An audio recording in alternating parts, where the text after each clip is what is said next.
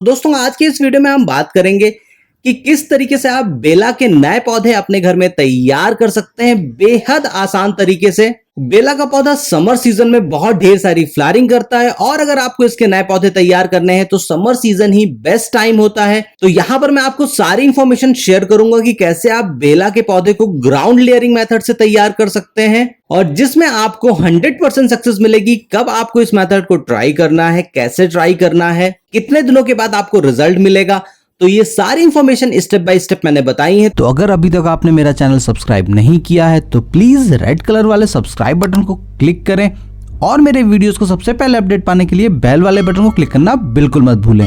तो चलिए बिना लेट किए आज का वीडियो स्टार्ट करते हैं। तो दोस्तों जो ये आप बेला का पौधा देख रहे हैं इसको तकरीबन 4 महीने पहले मैंने ग्राउंड लेयरिंग मेथड से तैयार किया था। फरवरी मार्च के महीने में मैंने इसकी ग्राउंड लेयरिंग करी थी और अभी आप देख सकते हैं कि इसमें कितने ढेर सारे फूल आ रहे हैं। तो आज इसी तरीके से हम बात करेंगे दूसरे नए पौधे भी हम कैसे अपने घर में तैयार कर सकते हैं। वैसे तो आप बेला के पौधे को इसकी कटिंग से तैयार कर सकते हैं, लेकिन बहुत बार ऐसा होता है कि आप लोग कटिंग लगाते हैं लेकिन आपको रिजल्ट नहीं मिलता है, आप डिसअपॉइंट होते हैं। सेकेंड मेथड होता है कि आप इसको एयर लेयरिंग मेथड से लगा सकते हैं। एयर लेयरिंग में भी कई बार ऐसा होता है कि आपको रिजल्ट नहीं मिलता है। आज मैं आपको तीसरा मेथड बताने जा रहा हूं जिसको कि ग्राउंड लेयरिंग कहते हैं। ये बहुत ही बेसिक मेथड है और मोस्ट ऑफ द प्लांट आप इस मेथड से ग्रो कर सकते हैं।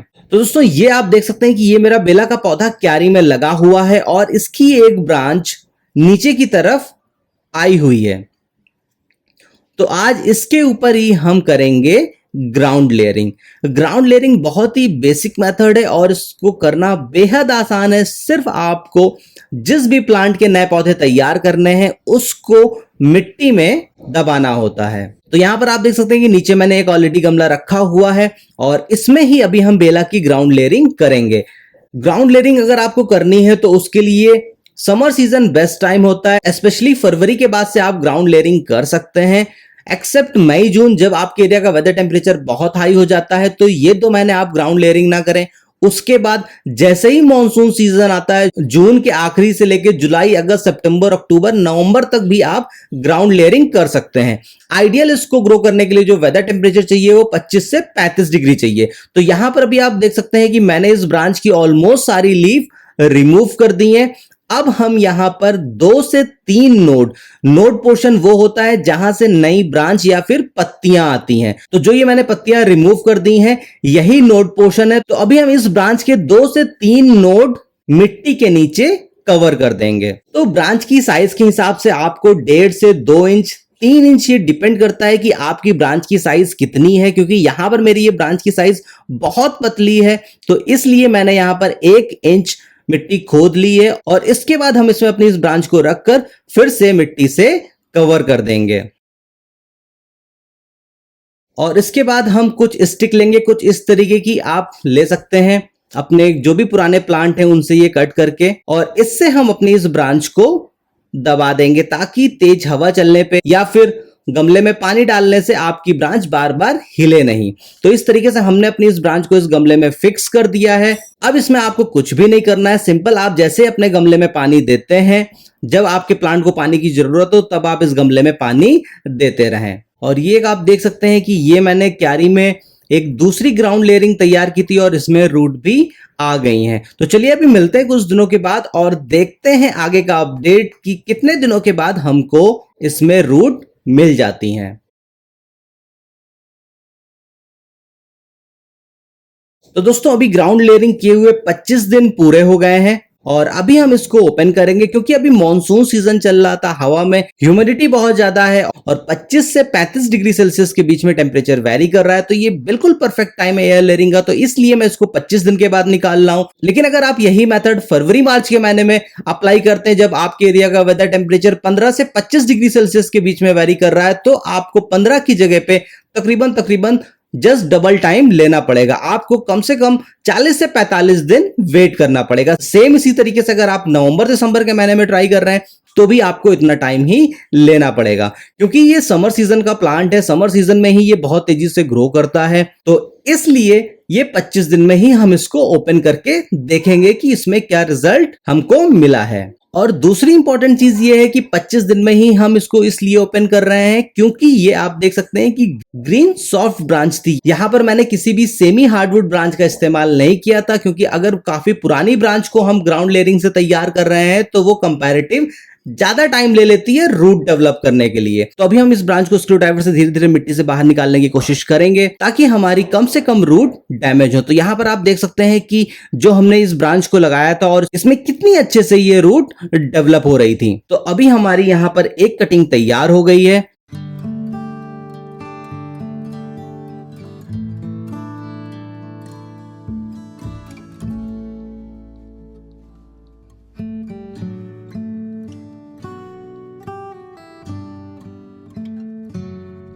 तो अभी हमने इसको टॉप से कट कर लिया क्योंकि बहुत बड़ी ब्रांच को आपको नहीं लगाना है। जो भी आप इस तरीके से ग्राउंड लेयरिंग करके पौधे तैयार कर रहे हैं तो रूट आने के बाद आपको इसको 6 से 7 इंच का ही रखना है। तो क्योंकि ये ब्रांच बहुत लंबी थी तो इसलिए मैंने इसको कट कर दिया है और काटने के बाद अब ये हमारी कटिंग पूरी तरीके से रेडी है नए पॉट में शिफ्ट करने के लिए। इनिशियली अभी ये बहुत हल्की ब्रांच है, बहुत छोटी ब्रांच है, तो इसको किसी बहुत बड़े पॉट में ना लगाएं।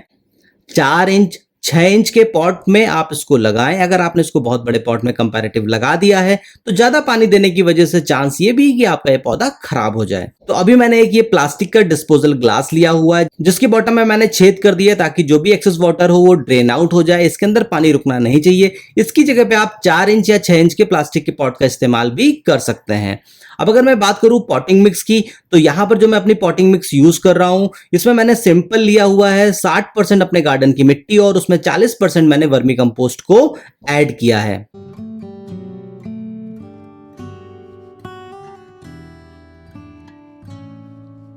अब हम अच्छे से अपनी इस कटिंग को सॉइल में दबा देंगे। तो अभी हमारी ये कटिंग लगकर रेडी हो गई है। अभी हम इसमें दे देंगे थोड़ा सा पानी और अगले कुछ दिन तक रखेंगे पार्शियल शेडेड एरिया में और उसके बाद हम इसको शिफ्ट कर देंगे डायरेक्ट सनलाइट में। बेला के पौधे को दिन की 5 से 6 घंटे की डायरेक्ट सनलाइट चाहिए होती है। तो अब मिलते हैं कुछ दिनों के बाद और देखते हैं इसका आगे का अपडेट।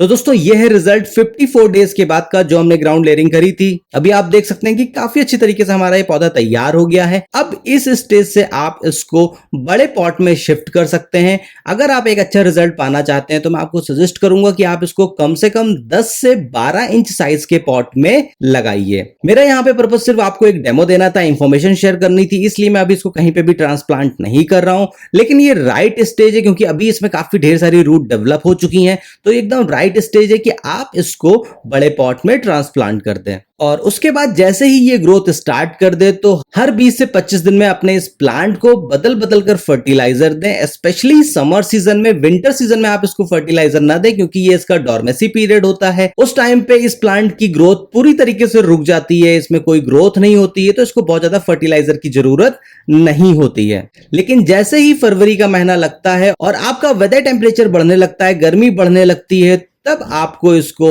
हर 20 से 25 दिन में बदल बदल कर ऑर्गेनिक फर्टिलाइजर देनी है। आप दे सकते हैं बोन मील, फिश मील, सी मील, गोबर की खाद, वर्मी कंपोस्ट, सरसों खली, नीम खली।